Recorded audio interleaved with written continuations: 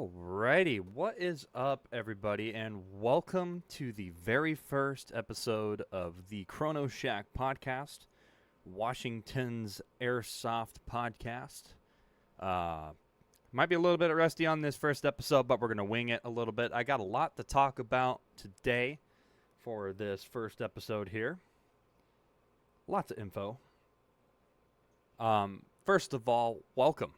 I don't think there is a few podcasts in the state of Washington for this type of sport, but I don't know. I do know about like some tech talk podcasts and stuff like that. Boy, this is going great as the first episode so far. Perfectly unscripted live audio here coming at you. But first of all, my name is Sasquatch. You might know me from the field, Nitehawk Paintball and Airsoft, or the Yakima Airsoft Center, or caught me at one of the SNOS games over in Tampico.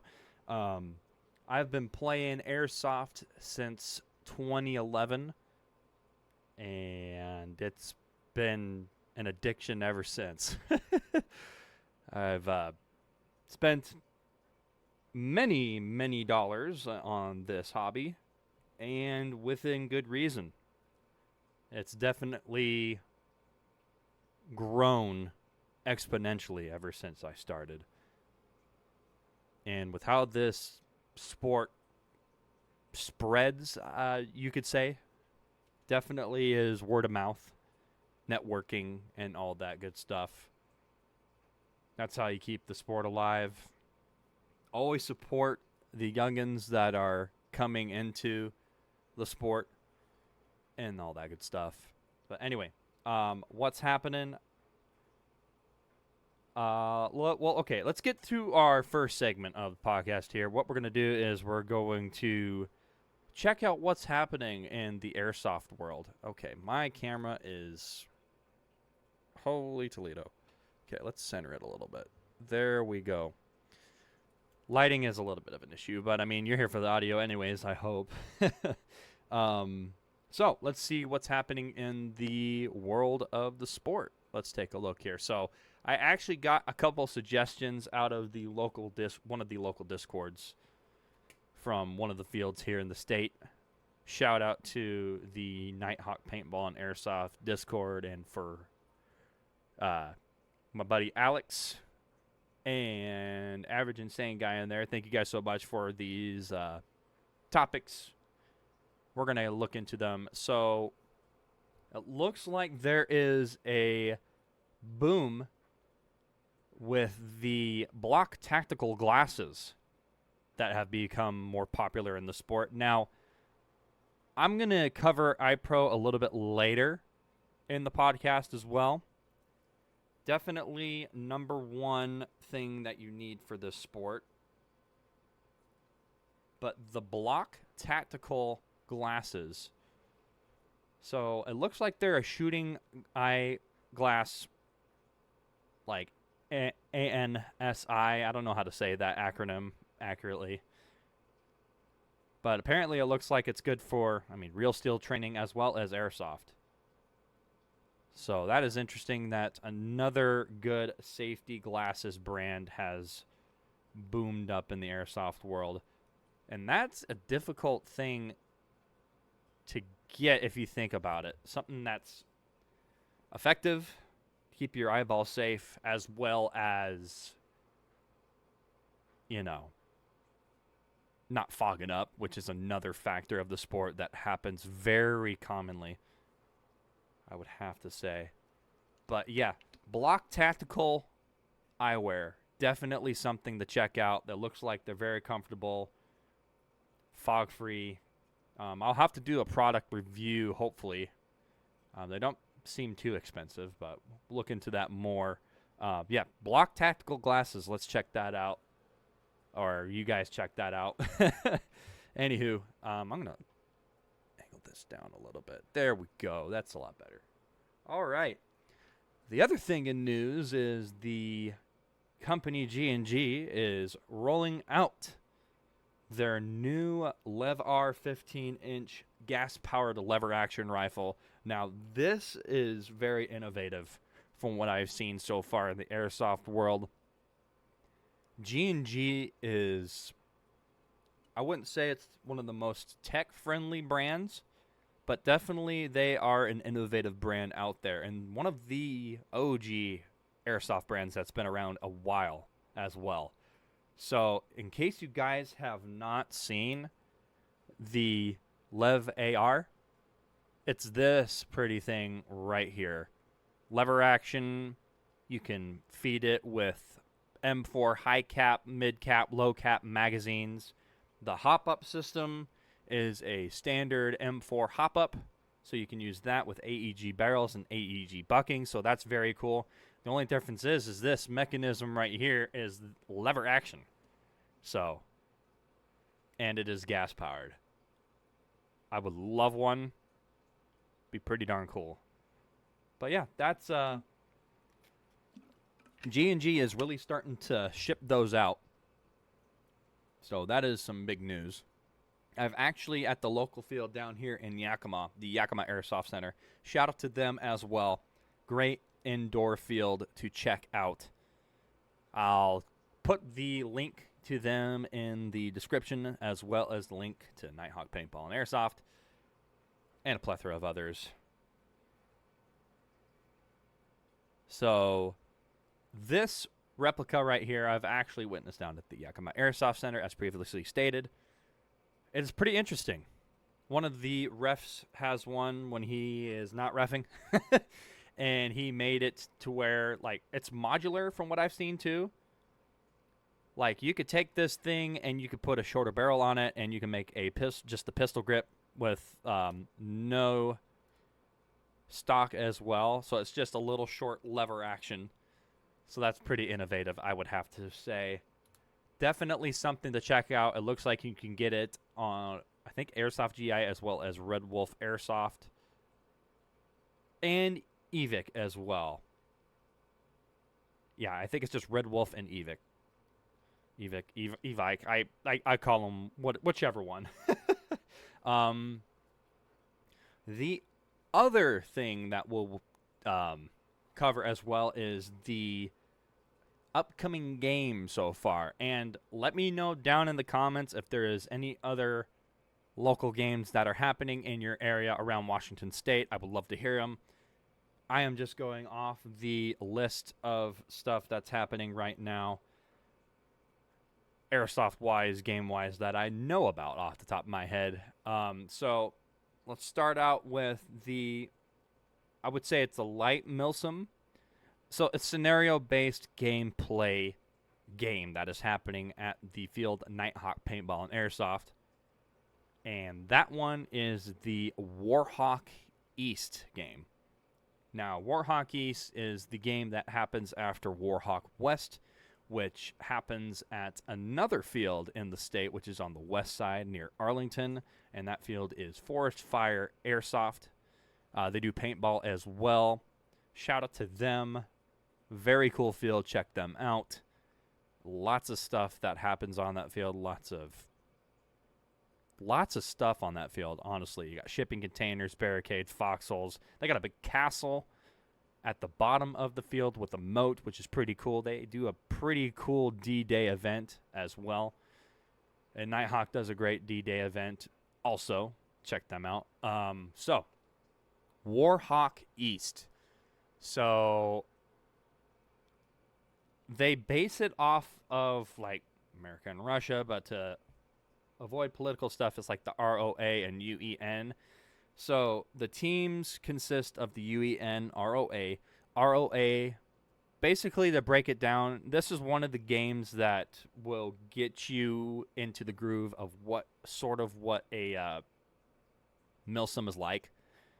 It's very loose requirements and stuff like that. It would be one of the perfect games to start out with, I would say. Other than a regular Command and Conquer on the field, which I would recommend as well. So, realistically, yes, there are missions, and you will be running in squads with comms and all sorts of stuff. This game is actually ran by the team that I'm part of. A shout out to the Death Legion, TDL. Got this nice hat from Merlin, which was cool. Besides the point, our team runs that game, and it's pretty straightforward. So any desert camo or brown camo is the UEN, and any camo that is green, like Fleck Tarn, Tiger Stripe, M81, etc., that is going to be the ROA. And that's going to distinct which team you are going to be a part of. Now, yes, there is going to be a few people that don't listen to the camo requirements, and that always happens in fields like that. What's nice about Nitehawk is that they're very lenient with that sort of stuff. So it's like, okay, we'll tape up as well. There's always a few people that want to join the day of. I always recommend pre-registering for these events. That way you already have your camo dial down, and you don't have to worry about being swapped to the other team because you didn't get the word of what camo requirements are needed for the game. So I recommend checking out their Facebook as well. They have discussions of the events, and it will give you further detail of what's happening.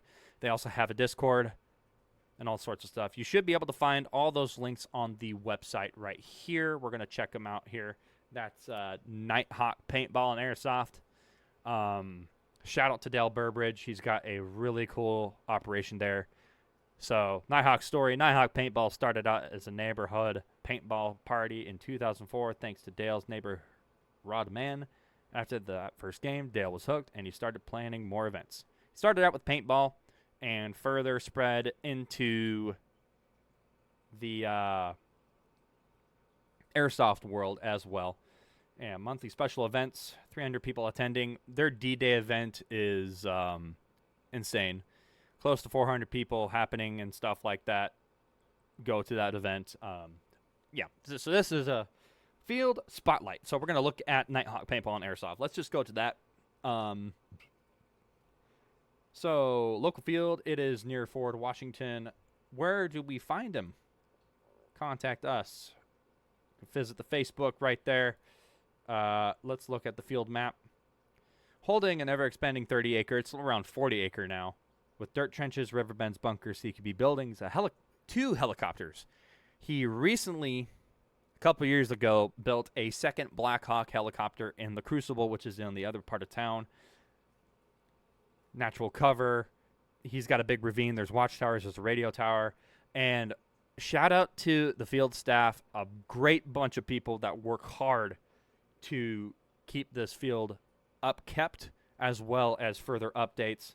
There is a big addition that they are adding to this field as well. They are adding the Nuketown map, which is from the popular video game series Call of Duty Black Ops, that has been through multiple iterations as well as multiple games. That is happening at the field. So Warhawk East is happening. That is the new upcoming game that's happening. You can book a game here on the website. You also got paintball, airsoft, and jellyball events. So here are the airsoft events that are happening throughout. So you got the Balance Stalingrad, which is like a snowy type of game. Dress warm.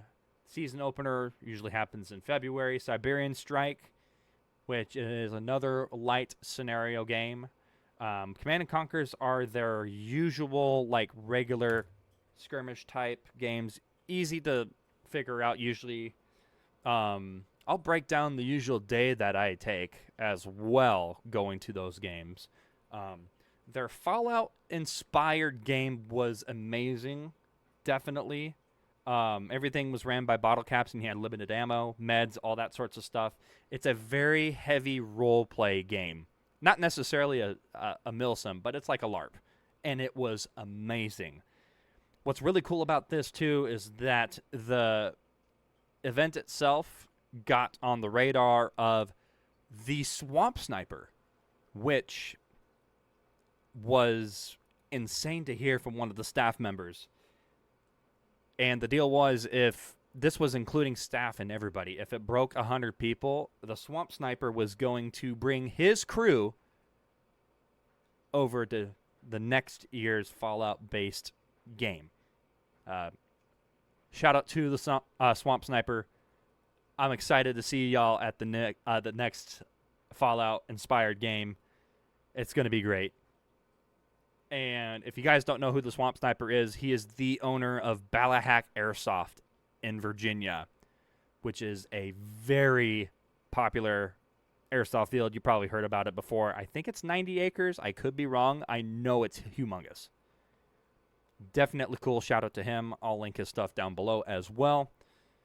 Walk the Line is a little heavier milsim, I would say, but pretty loose still. It is a cartel DEA type based game. It's very fun. I highly recommend it. D-Day is just constant chaos, like constant push, push, push. You're getting off landing craft that they built, and then they got pillboxes on the other side of the section of the field, which they call the D-Day landing, which was awesome. Probably not going to walk off the boats. You've been lit up once. Maybe you'll do it again. I don't know, but it's a 3-day event. Very cool to see. They've almost broke 400 people before. This one was a little bit smaller, but definitely an event to check out. Definitely. And then throughout the summertime, they got family days and a couple of Command and Conquers. Those ones are hot. Drink plenty of water. That's the other thing, is drink plenty of water when you're playing airsoft. This one was interesting. It was brutal because of how little sleep you get. You start at 6 p.m. and it goes throughout the night until 8 a.m. the next day. So that is like the most milsim out of milsim you can get at Nitehawk Paintball and Airsoft, I would say.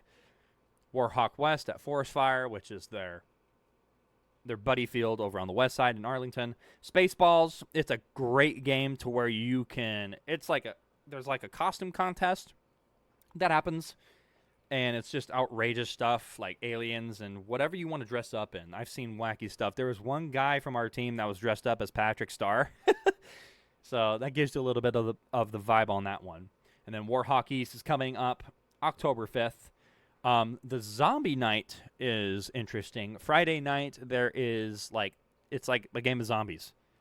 And Wade, a.k.a. Old Army from Eastern Washington Airsoft, is a wizard when it comes to Halloween decorations. Him and Dale and the Nitehawk staff work very hard to make the Nitehawk field decorated, Halloween-inspired, all that sorts of stuff. It's very cool. And then the next day, the Saturday, is a regular Command and Conquer. The Great Turkey Hunt, November 16th. Now, this is a great game to go to. It's also a canned food drive. I could be wrong. I think every 3 or 6 canned items gets you a spare raffle ticket, which is a raffle that they do after each event. You get door prizes, replicas, ammo, vests, gear, and it goes to a great cause because it's a canned food drive. Definitely check that out. The Grinch vs. Santa, winter game, pretty self-explanatory, and so forth. So let's take a look at the map here. So the map, it's pretty big. What's great, too, is they have a parking and camping area, which Dale graciously lets us use. Always pack in what you packed out and leave it better than the person before you. Definitely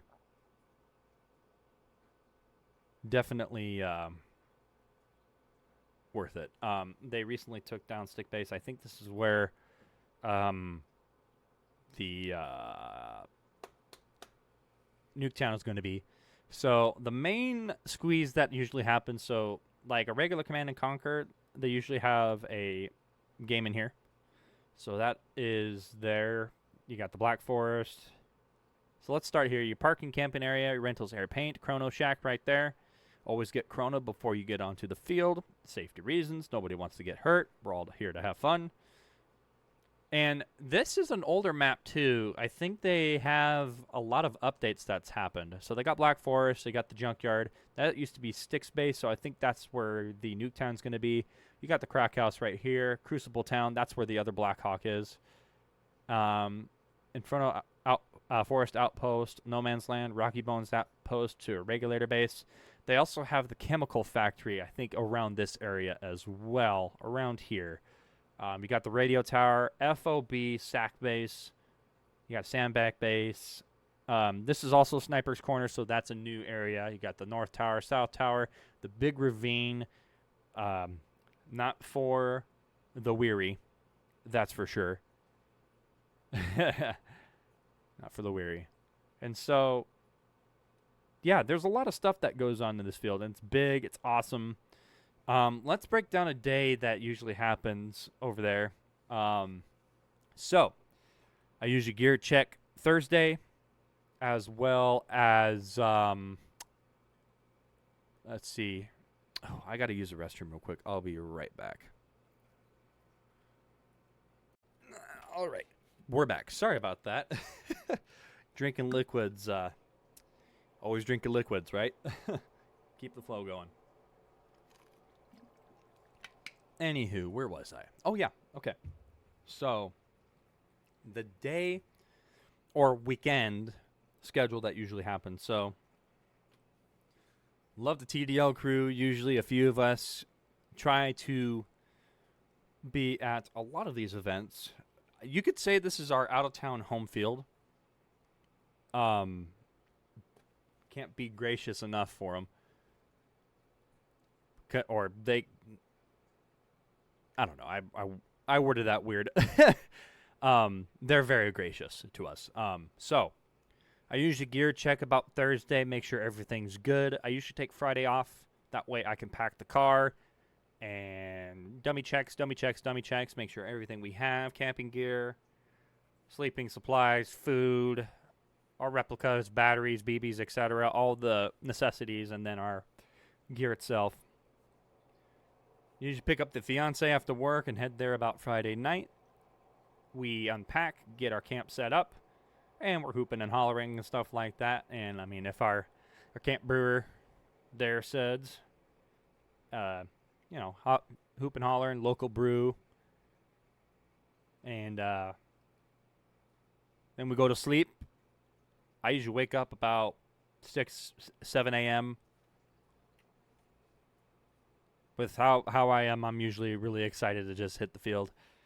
And so, usually around, I think, 8 to 8:30, the Chrono Shack opens. So, you start to, have breakfast around that time. And then once that's announced, you go to the Chrono Shack, get all of your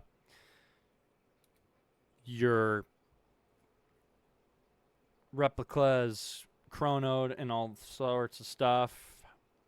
And sign the waiver, of course. Always sign the waiver. And then what they do is they give you your tag when you sign the waiver. And with pre-registering and stuff like that, they just hand you your tag. Then with the Chrono Shack, once you're all chronoed, you get your tag hole punched, which indicates to the refs like, hey, he's been tagged. And then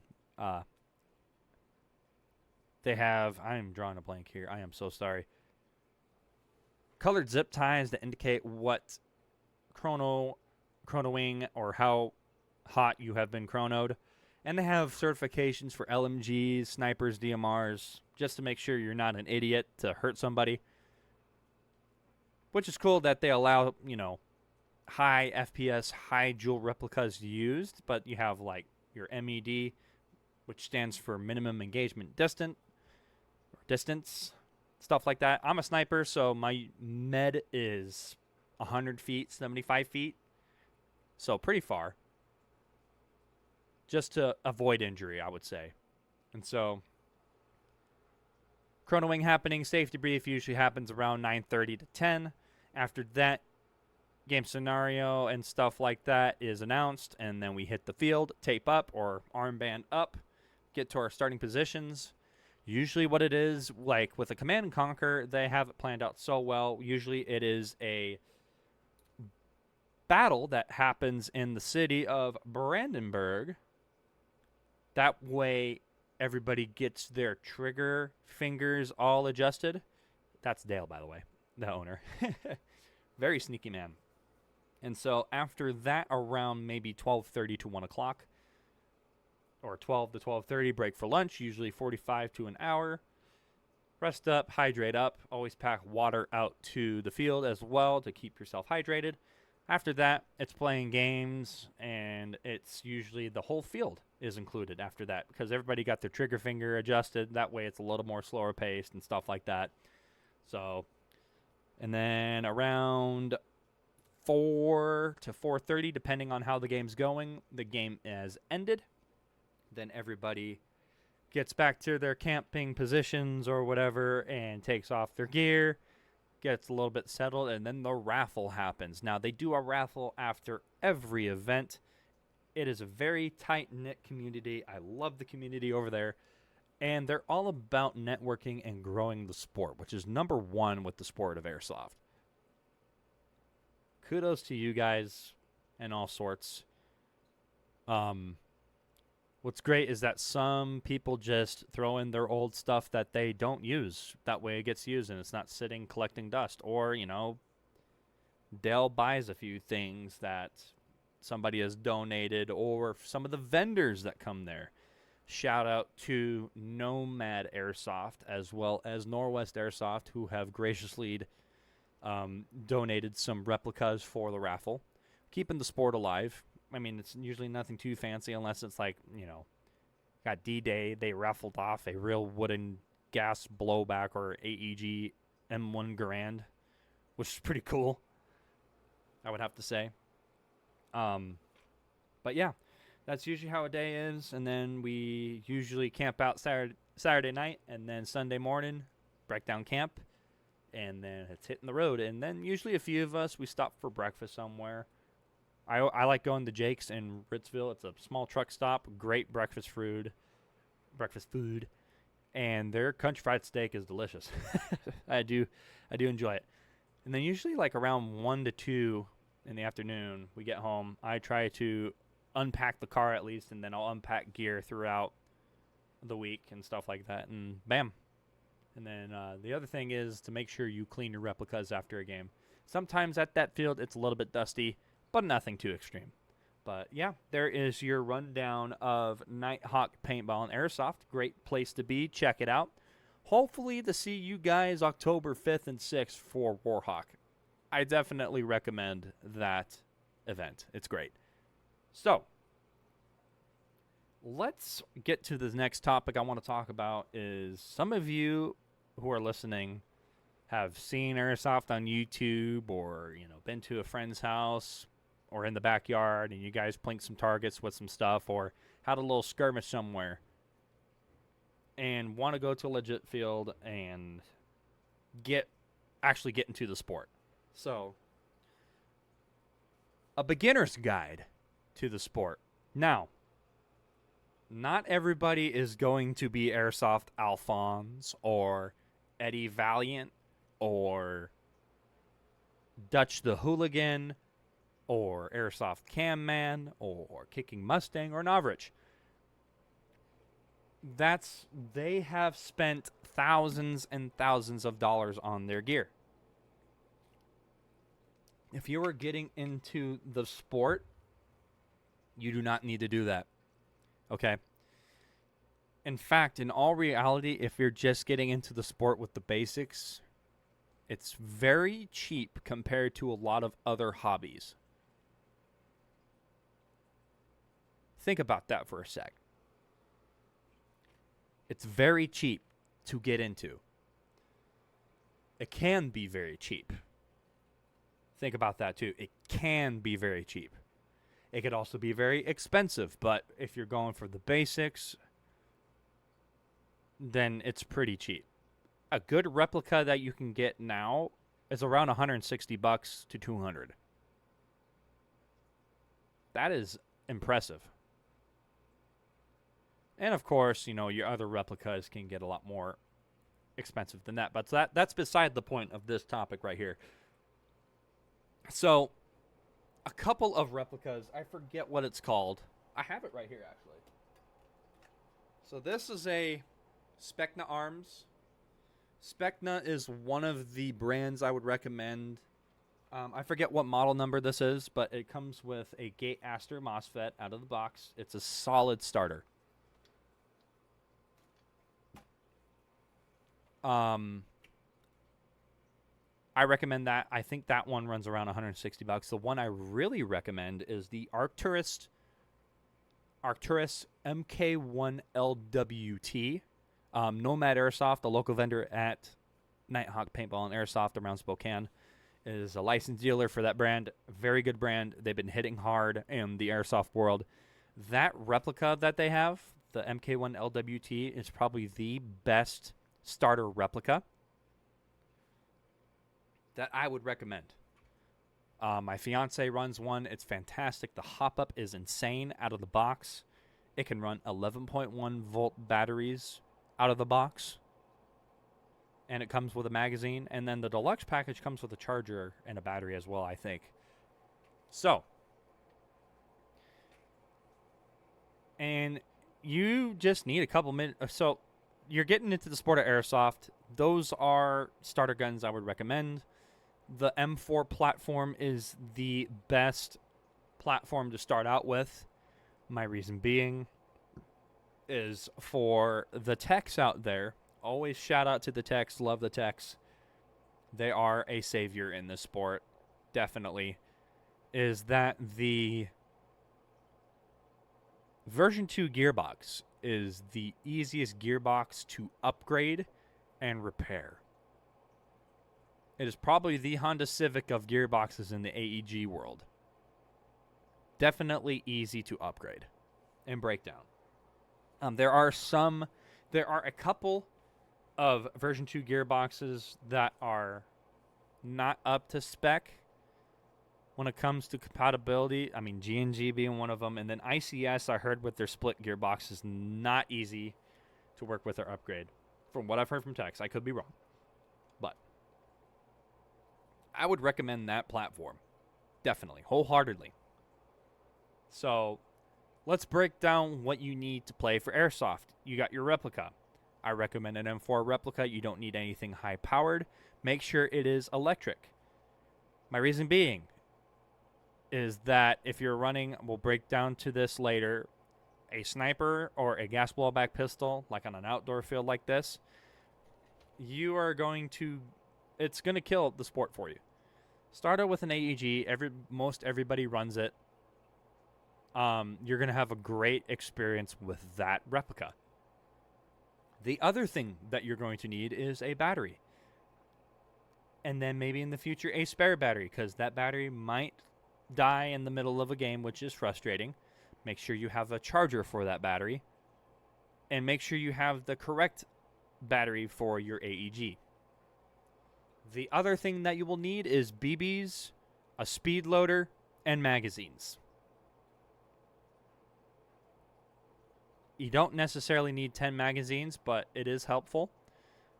And that would probably be the basics that you would need. Oh, I almost forgot. Eye protection. Do not cheap out on eye pro. There is a few products on the web that say that is eye pro, but it is not. Do not wear mesh for outdoor use because the biodegradable BBs will shatter and you will get shrapnel in your eyeball. You do not want that. So make sure it is ANSI Z87 Plus safety rated eye pro. Do not cheap out on that. Seriously. I recommend the Vulcan Zulus. They are a eye pro goggle / glasses that are full seal. They work great. They run around $30.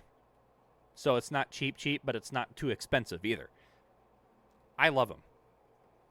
They're great eye pro. Definitely would run them. Don't cheap out on that.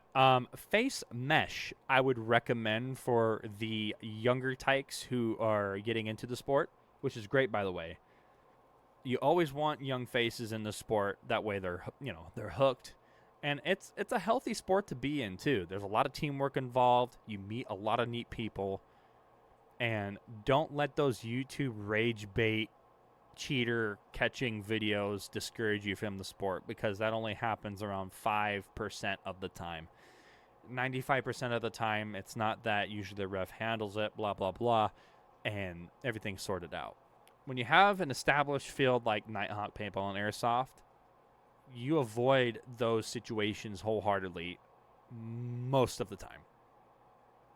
And it improves the sport and gives you a great experience. Yeah, lower metal face mesh is a good idea. Maybe some ear pro. I've been shot in the ear. It's not fun. It might be a little bit spendy, but those dye masks are great. There is a cheap alternative. They have them down at the Yakima Airsoft Center. It's around $60. It's full face pro. It's a Z87 plus. Like it's a paintball mask, and they work great. Great anti-fog and so forth. I recommend that wholeheartedly as well. And they cover your ears and a little bit of that. Maybe some throat protection as an option. Chest rigs, you don't need the most fancy chest rig unless you want to build a kit, which you can in the future. But starting out, maybe a small chest rig. There's some Amazon ones that are pretty good, like Condor, that run from $30 to $40 or $20. And then you should be good to go. Personally, with how I am a tall man at 6'7", I recommend Knee Pro. A field like Nitehawk, they do have a lot of rocks, and I have put my knee on a rock before, and it hurt very much. Of course, that was my fault. But I run Ear Pro now. Or I run a Pro. Knee Pro. And it definitely saves my knees. I would recommend it. But yes, I would say those would be the stuff that you necessarily need. So, M4 AEG replica, BBs, magazine, speed loader, battery, charger, and iPro. Those are the bottom line basics that you need. And maybe a thick sweatshirt and some pants. Some hit sting a little bit. You're definitely going to get hit in the sport of airsoft. So definitely a thick sweatshirt would help. And I would recommend hand protection too. I would say the fingers and the hand would be the worst place to get hit, because there's a lot of bone that's close to the skin and it hurts a little bit. I run gloves for indoor play, and it saves my hands a bit more than just having no gloves. So optional gear I would suggest is a chest rig, lower face mesh. Honestly, I would say that's a requirement. You don't want to get your teeth shot out. Some people run the little mesh inserts with a balaclava. That works great. I run that. It's a little bit more comfortable than the lower face mesh, but it's still protecting your teeth. Your eyes and your teeth cannot be really replaced that easily. All right, so optional stuff. That would be, I would say, ear pro, gloves, chest rig. Foot pro is important too. Make sure you're wearing comfortable shoes. Whether it's combat boots, hiking boots, make sure it's comfortable. You don't want to be wearing Converse out on the field and getting your feet hurt. The other thing I would absolutely require is hydration, whether it's a couple bottled waters, a bottle of water, and stuff like that. I usually carry a spare. Our team TDL is very adamant about water. We usually have a cooler of water, because there's always going to be that one person that doesn't bring it because they're like, oh, I didn't realize. Well, you are playing the sport of airsoft. You need to have that hydration. It is very important, for sure. I always carry a spare water bottle and a liquid IV packet, because I've seen somebody with heat exhaustion, and I'm like, bro, you need to drink water. Gave him a bottle of water and that liquid IV, and it helped him for the rest of the day. He was out for the count. Do not be that one guy. I run a ghillie suit. You don't want to see my tall ass in a ghillie suit walking towards you, cussing you out, be like, hey, you should have been drinking water. Because I will... It's a pet peeve of mine if people don't drink water. Stay hydrated, please. It is important. Also, eat. Never hurts to have a little snack on the field. Just make sure you have your iPro still on. You can take your face mesh off, take a bite of a tactical Snickers or a snack that you have. Keeps you going. Eat and drink. Mostly drink water. Okay. That would be the basics I would recommend for the sport. And then after that, do a little bit of research. And with that, helps your play style a lot. I want to add something with the Diamasks. A lot of people target it as a speed softening thing. It's not. It's a great iPro. I've seen a lot of people do actual like CQB drills, building clearing with it. Don't judge a book by its cover. I wear it. I do indoor play, and I'm not running like a psycho and just throughout the indoors with my Diamask. Don't judge a book by its cover. That's the other pet peeve of mine, is that people just differentiate Milsim players with Speedsoft players, and there's no in between like the casual airsoft player. We got to recognize the casual airsoft player with their own special type of play style. I'm not against Speedsoft. I'm not against Milsim. Just stop differentiating and just focusing on just the two. The casual airsoft player is the most important airsoft player. The other thing that's nice about these fields too is if you're getting into the sport is that they have rentals available. Now that usually runs around to like 30, 40, 25 bucks depending on what you get. Sometimes it's usually like a magazine full or 1,000 rounds, a magazine, battery, your replica, and facial protection to get you started. I would recommend renting first. And that's the other thing that people in the sport fail to realize, is that the rentals are very important too. Some people dog on the rentals as like, oh, they can't afford, an airsoft replica at first. It's like they're trying the sport out before they buy, which is a very smart thing to do. And maybe they don't play enough to really get into it just yet, and they're fine with renting a replica a few times, which is totally fine. And I mean, if they're in the sport, like we'll be at the raffle and we'll bring some friends and we have our own personal rentals. Like, here, try these.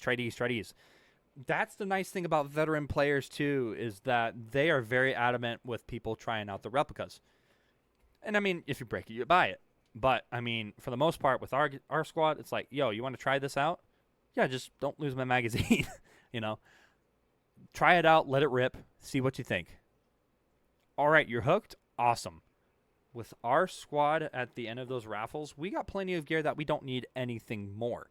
Now, if you're a new player or a buddy of mine or a buddy of ours that tried for the first time, if one of us in our team wins a replica, you're getting a replica that day.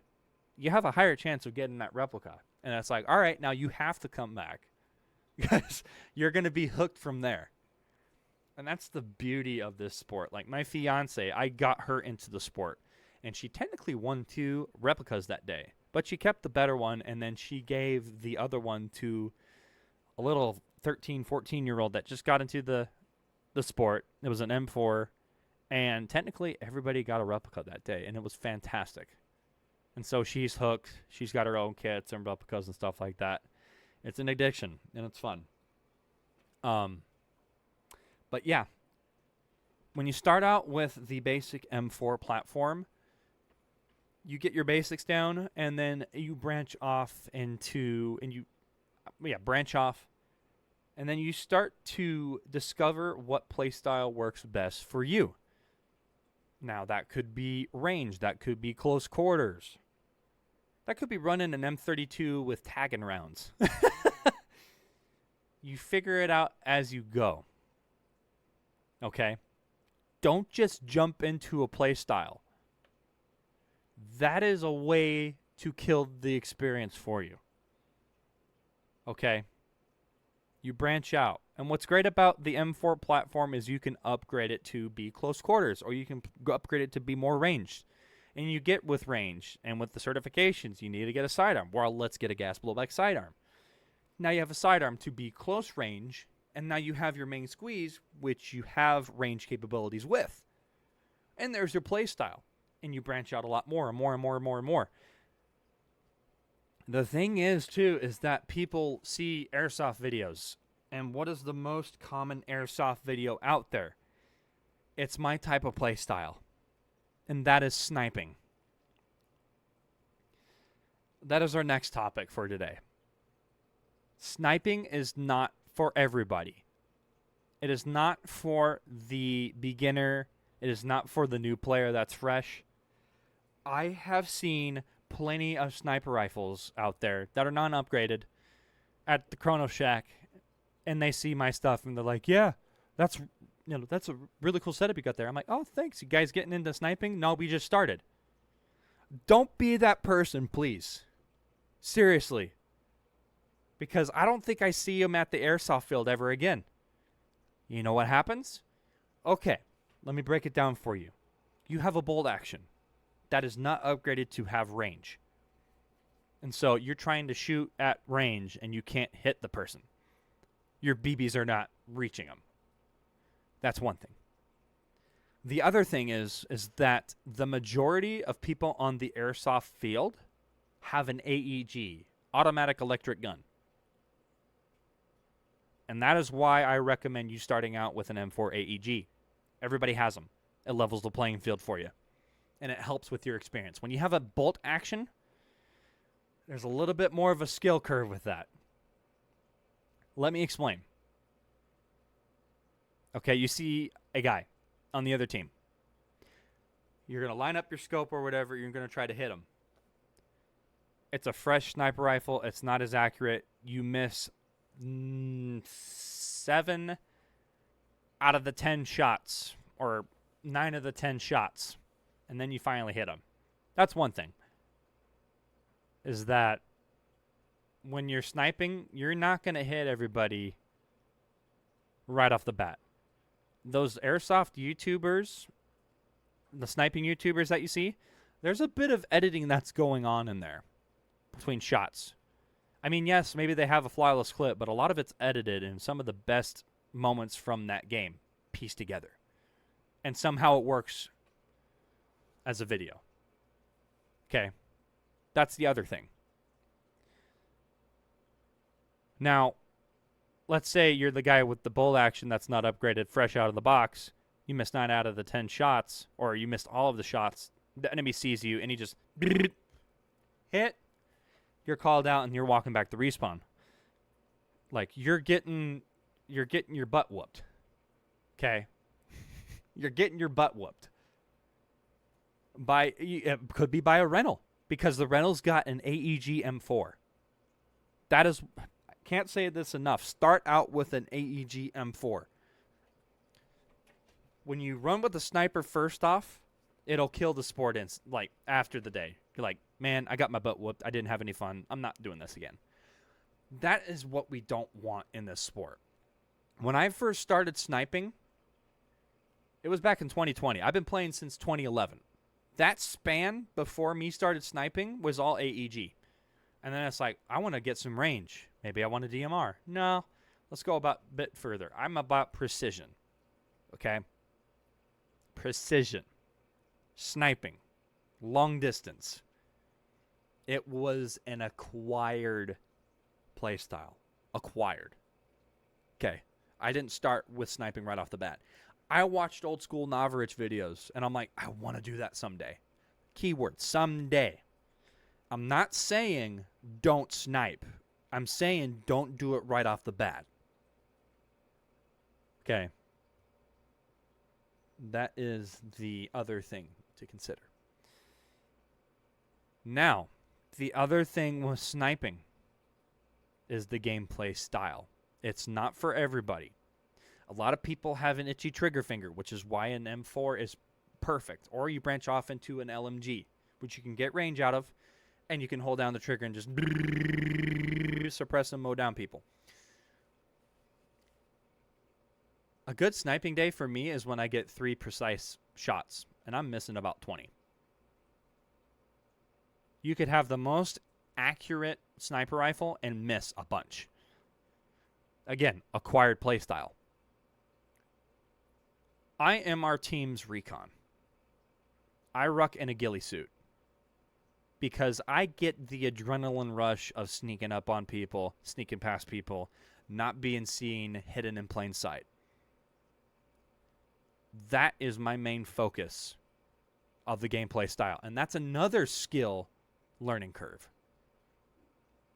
How to move, how to craft your ghillie suit, how to sneak up behind people, not do any sudden movements. Because you could wear a ghillie suit, play regularly, sudden movements are going to give you away. So there is a learning curve with that as well. And that is not for everybody. So I snipe and I ruck in a ghillie suit. I'm the recon.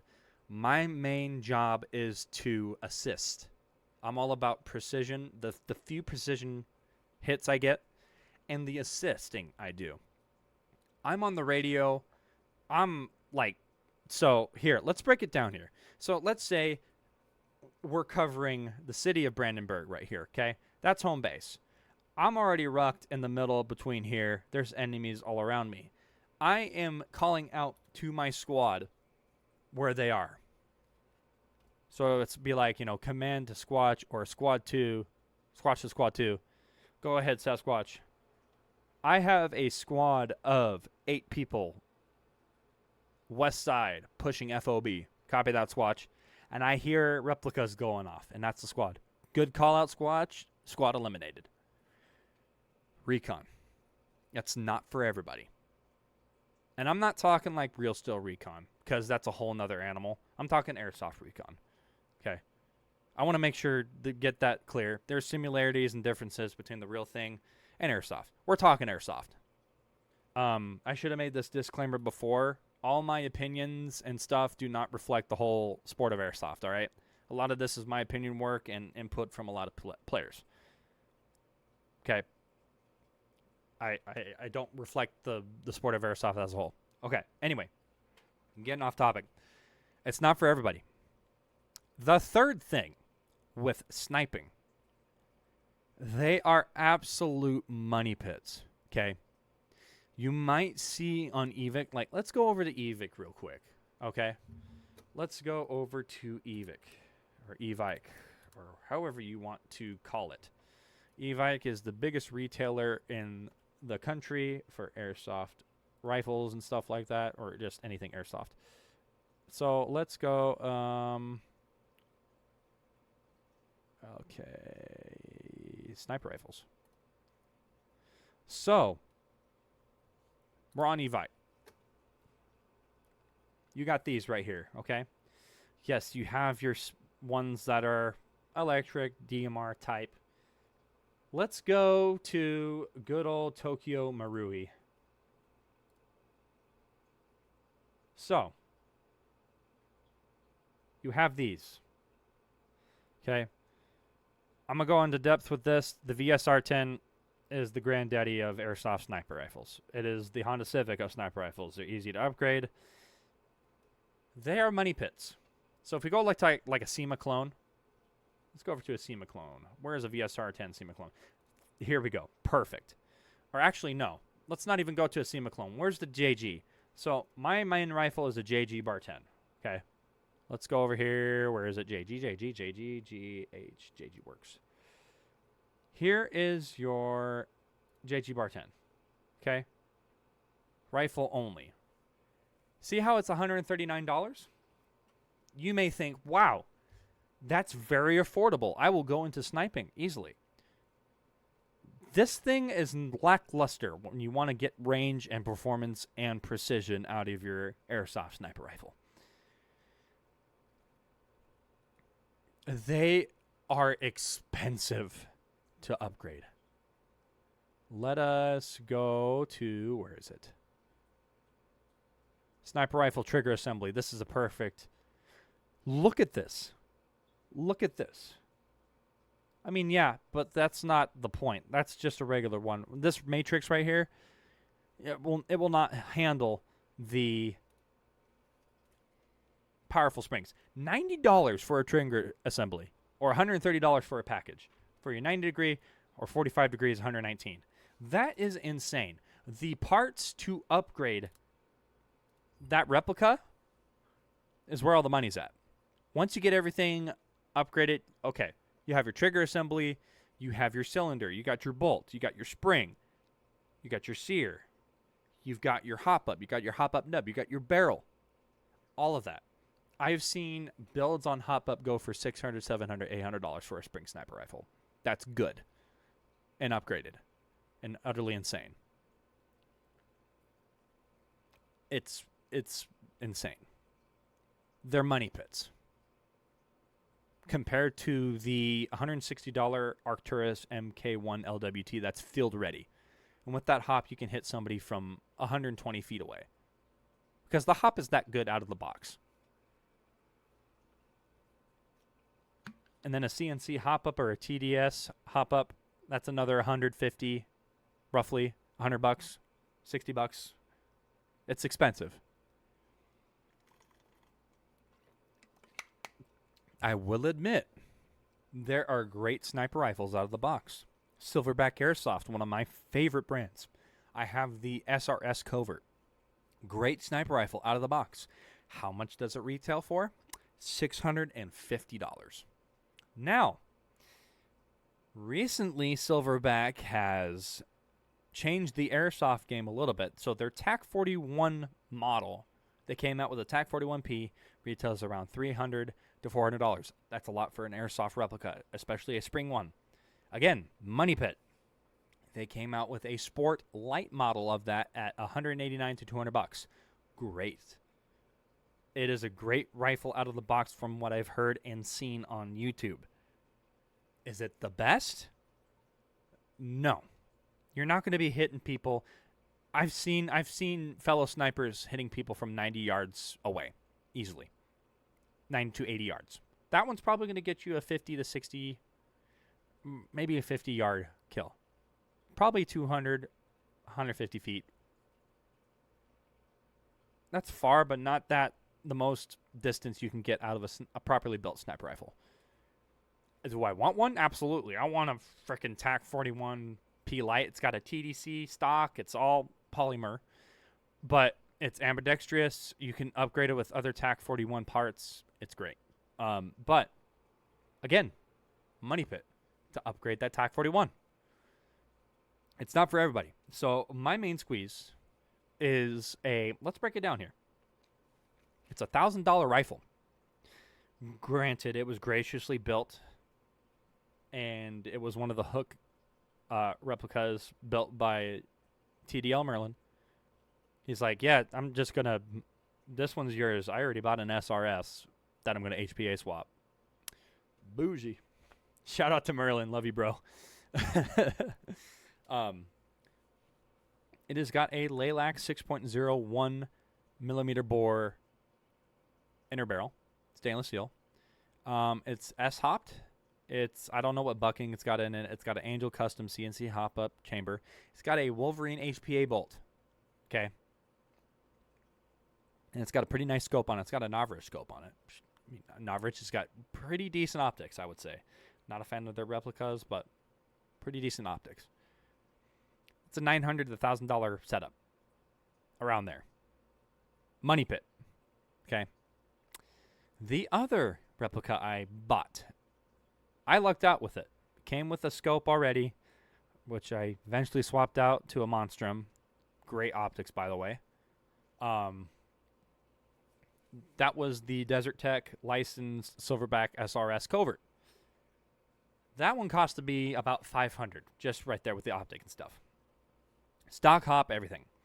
I swapped out the barrel with a Lambda 6.03 bore, S-hop the barrel, Modify X 70-degree bucking, and a max hop-up unit. So all those upgrades probably ran me $150. Okay. On top of that, $500. And I want to put a Stalker Scorpion piston in there, which is probably going to be another $100 just for the piston and the weights. Okay. Wrap Pack Spring, I got a couple of them. That was another $40. So I'm already $800 into this replica. Money pit to get a few precision shots. And that one's a spring.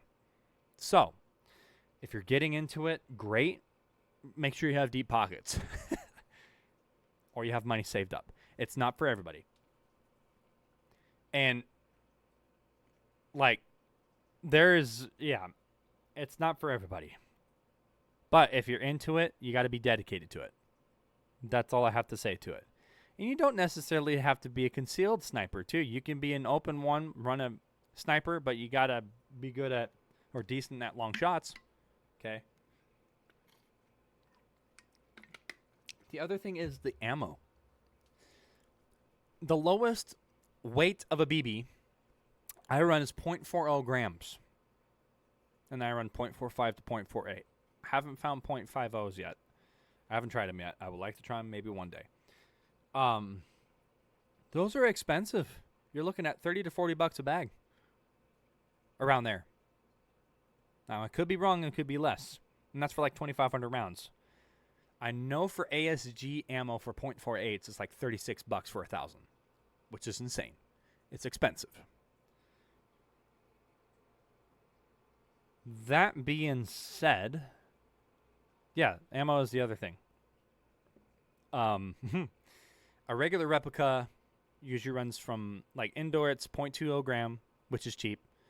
And those are cheap rounds. Or 0.25 to 0.28 to 0.30, which is cheaper than, like, sniper rounds. And don't get me started on the, I think it's an average full thrust,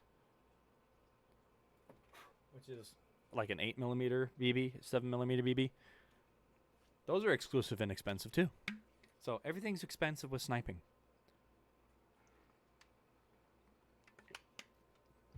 And I will say a few other niche playstyles are a little bit expensive, but arguably I would say it's not as expensive as sniping.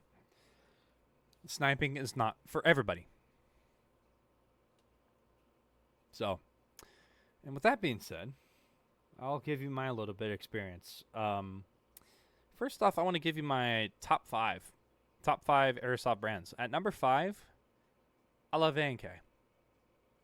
Now people are going to be like, the replica suck. Well, I have a soft spot for A&K. A&K was my first replica. I still have it. It's held together by a zip tie and electrical tape. And that was my first AEG that got me hooked. It was great. It worked great on the field. I have an A&K DMR or SPR-12 that I'm building. The externals are great. Internals are lackluster. Yeah. At number 4, I will have to say, shoot, what was my number 4? Classic Army. Yeah, Classic Army. That is my Classic Army PX9, which is like an ARP9, G&G ARP9. I love that thing for indoors. It's great. It's short. It's easy to go around corners. Love it. Solid replica. And then you got the Nemesis X9, which is the metal version. Solid replica. I recommend that wholeheartedly. You can get them for $200. Yeah. Special honorable mention is Arcturus because of their MK1 LWT. I thoroughly like that, but I don't really use it. But they've been hitting heavy. Actually, no, Arcturus is my number 3 spot. They're a great brand. And I would love one of their AKs one day. They're so nice. At number 2, I would say Tokyo Marui because of the VSR-10 spec stuff. I wouldn't say JG, even though it is my main squeeze sniper rifle. That's just a shell, and it is a clone. Tokyo Marui clone. The VSR-10, great platform. Love it. Also, the High Kappa, great platform. This is my stock 4.3. I've been running it for months now, and that plastic slide is still solid. Everybody's like, oh, once it snaps, you'll get to upgrade it. I have yet to have an excuse to upgrade it. Also, Tokyo Marui spec stuff. My MK23, my sniper sidearm. Very quiet. Although this one is the Matrix Falcon Beta, which is one of the very few clones that Matrix did right. Better than the SX23 from Novrich, in my opinion. Comes with a maple leaf bucking, and you can adjust the hop up without taking the slide apart or the slide off the lower. So just the spec stuff of Tokyo Marui, it's the granddaddy of airsoft. It's fantastic. My top is Silverback. I'm a big fan of the SRS. I want the TAC 41. They just know sniper rifles. Yes, their parts are scarce, and they are somewhat rare, but an out-of-the-box sniper, it's got to be the best out-of-the-box sniper. At like 1.6 to 1.7 joules, you can check 3 6s or 4 O's easily stock. Yeah, very good. So, that being said, I'll give you my airsoft story. This will be our last topic for the day. Again, guys, thank you so much for hanging out. I've been wanting to do a podcast like this for a while, and we'll continue to do this podcast. Like that airsoft news, field shout out, tips and tricks, all that stuff. That's going to be regular. For the most part, I just want to give you a little personal experience too and stuff like that. So my story and my experience with airsoft. So let's get into that. I've been playing since 2011. I got hooked in 8th grade when one of my middle school friends were like, yo, we're having a little backyard bash. Here's this. Okay, cool. I got hooked. He offered to sell that one airsoft gun he didn't want for $10. My dad's like, no. Christmas comes by. I got a Crossman. It was one of those pump shotguns with the the clear ones with the magazine. That was my first airsoft replica. It started with that from Walmart. And it came with the little pistol, which was cool. Actually, that was it was a Christmas gift. Ran with that a little bit. The juggernaut of our friend group, he had a Crossman AK-47 that was full auto. And he was the juggernaut. That was the cool replica of the backyard bash days. We used to go down to the meadow, whatever, around Kashmir or Hay Canyon. They have a little makeshift paintball field up there, which we would play if there's no campers. So, just up in the hills with friends. After that, 2012 came around, and my parents gifted me an A&K M4A1 carbine. Said full auto, but everything was plastic except for the barrel and the buffer tube. Worked great. Loved that thing. Then I was one of the cool kids in the backyard with the full auto. Later down the road, I mistakenly tried to get into sniping. But I mean, it was backyard. It was a SR25 or SR22, which it was like an L96, L115 with that ergonomic stock. It was heavy. It was 10 pounds. Not the best platform to get started on that. Ran that a little bit. Ran with hunting camo. I got one of those mesh police Marpat vests. Eventually got Marpat camo and stuff like that. There's a lot of backyard airsoft until the year of 2019 when I first heard of, we were watching YouTube videos all the time, me and my buddies, and we're like, wouldn't it be crazy if we actually went to an actual airsoft place, airsoft event? And they're like, yeah, I wonder if there's any places in Yakima. I mean, not Yakima, frick, just Washington State. I was still living in Kashmir at the time. And so we research, and the first thing that pops up is Eastern Washington Airsoft. Shout out Old Army. It's that organization. One of his events is Walk the Line. He organizes that event. EWA does, and it was hosted at Nitehawk Paintball and Airsoft. Well, we planned, and we got the correct camo and stuff and all that fun stuff to where it's like, yo, we're actually doing this. So we got our tent, and we camped out. And we went there. That was May of 2019. And that was our first big event, and we were hooked after that. We were part of the Halcone cartel, so we wore our green versus Los Burros. And I was hooked. And the first few times, I tried to get everybody, it's like, yo, let's go to Nitehawk. Let's go to Nitehawk. And discovered the box of awesomeness from Evike and got myself a King Arms CQB M4. And that was my main squeeze for a little bit and stuff like that. And it's like, yo, that's cool. And then the other few times, it's like, yo, I'm just still gonna go by myself. And it was weird because I wasn't closely meshed with the community at the time. Like I knew of everybody, but I was pretty shy and I wasn't, outgoing to where it's like everybody's like, oh, that's Sasquatch. He's the big ghillie sniper of Nitehawk. That was before then. Yeah, the first few times I would go by myself because I wanted to get out there, and then I started ghillieing before I got the sniper. And so I ran that CQB replica, that King Arms one. In fact, actually, what's funny is that one of the let me go back on the drawing a blank here. Home Nitehawk. One of the photos.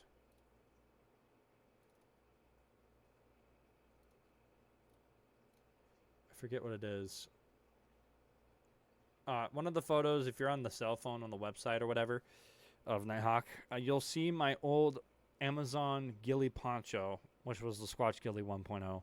I used to run that all the time, and there's a few good sniper stories of that one. Which, I mean, if you guys want to hear in the future, I actually posted a couple or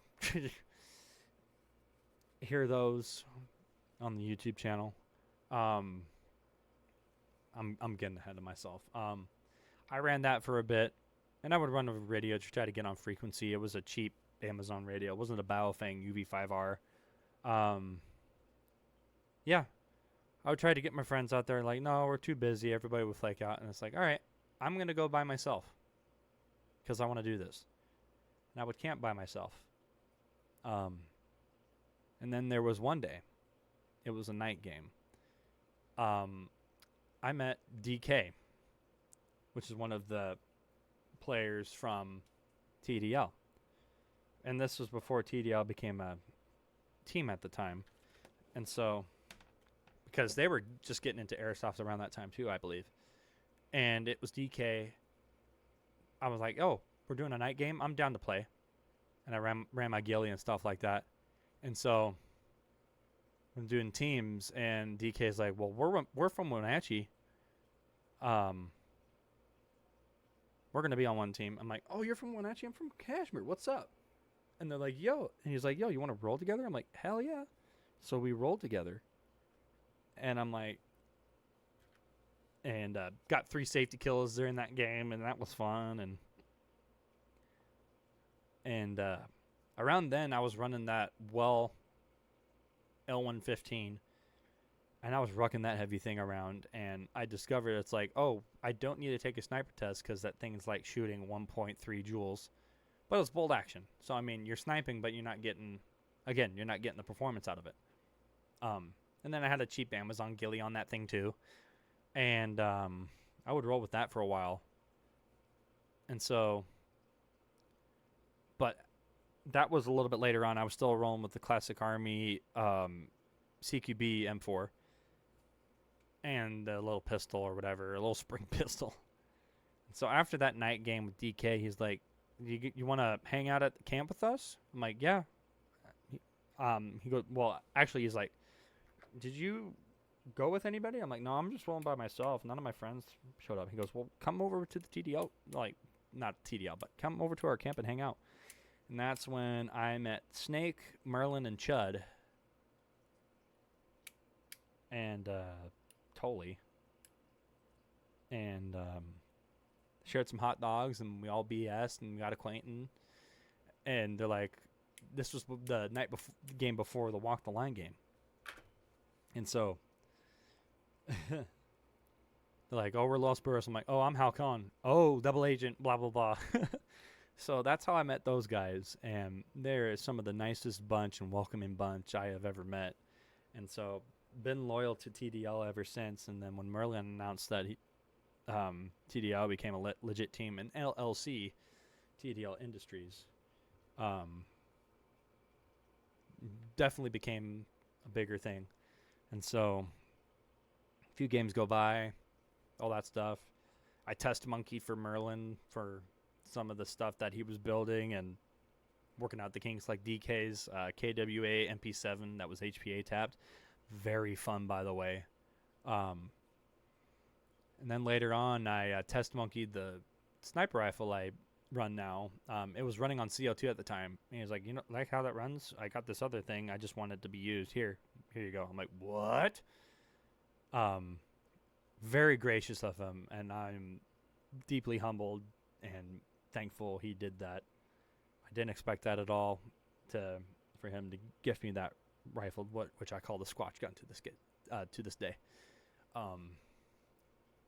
Can't thank him and Cody enough. They are the best. And then DK's awesome, Snake's awesome. The whole TDL crew is great because it's a bunch of people from different backgrounds and we all mesh together and we're all about good times in the sport. So yeah, that was the origination of TDL, and that's where I earned the nickname Sasquatch, because big dude, bush, ghillie, all that stuff. And all, you know, some of you guys know me for that, and yeah, the whole community. And ever since TDL grew, I got acquainted with the staff and the community down there, and everybody is so fantastic and closely meshed that they love this sport. It's amazing. Everybody over there in TDL, they're a second family, I consider them. And then I got a few of the Yakima peeps that I hang out with, friends, and when I was living down in Ellensburg, got them hooked into it, and I'm so glad that they did and stuck with it because it's very fun. And then my best friend, got him hooked into it, and he's one of the guys now, Tunes, shout out to him. In Iowa, Rabbit, Alo, freaking D-Gen if he ever makes it to another game. But no, thankful for the experience and stuff with those guys. And so around 2020, I start sniping, and check out the sniper stories on the YouTube. You'll hear it from there. If you want me to tell the sniper stories, let me know down below in the comments. But yeah, and then everything grew, and then I become I think everybody thinks I am, but I think I'm one of the main squeeze members of TDL now. I am the sniper, I am the recon. And I think that's pretty cool. And then when it comes to networking the sport, I have branched out TDL to the Yakima airsoft scene, which has grown exponentially, which I'm thankful for. A little bit of the Tri-Cities, they don't really network as much as I would like them to. But, I mean, I'm not them. So, but no, the sport has grown into something amazing, and it is one of the best sports to meet people, have fun, learn new skills. And yeah, it's a happy place and an escape for me. And I've gotten into the basic teching world of it. I'm not a master tech like the one and only Dan Arcady, who's the KWA master. He is the master tech in the state. But yeah, no, it's a great sport, and I would recommend it to anybody who was interested. Definitely.